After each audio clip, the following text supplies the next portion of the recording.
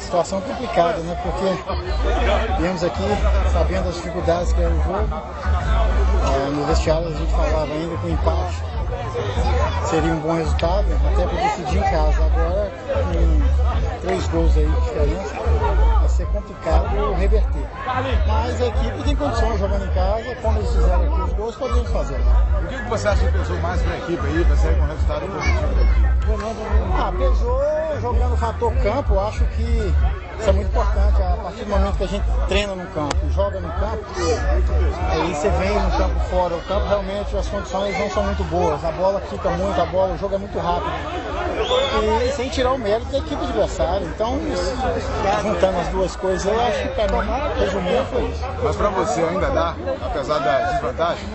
Dá, claro que dá. O futebol só acaba quando eles apitam o final do jogo. Então, isso é uma semifinal aí de 2 jogos, né? Então, primeiro, realmente, aí nós não fomos muito bem, mas quem sabe no segundo jogo, a equipe podendo, a volta aí de alguns jogadores importantes, podemos aí reverter o resultado. E para o jogo da volta, você está garantido aí?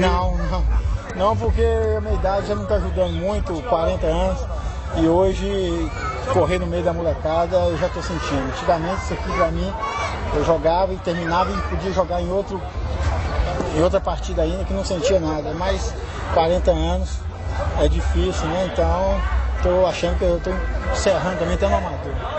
Sucesso para você, viu? Obrigado, um abraço.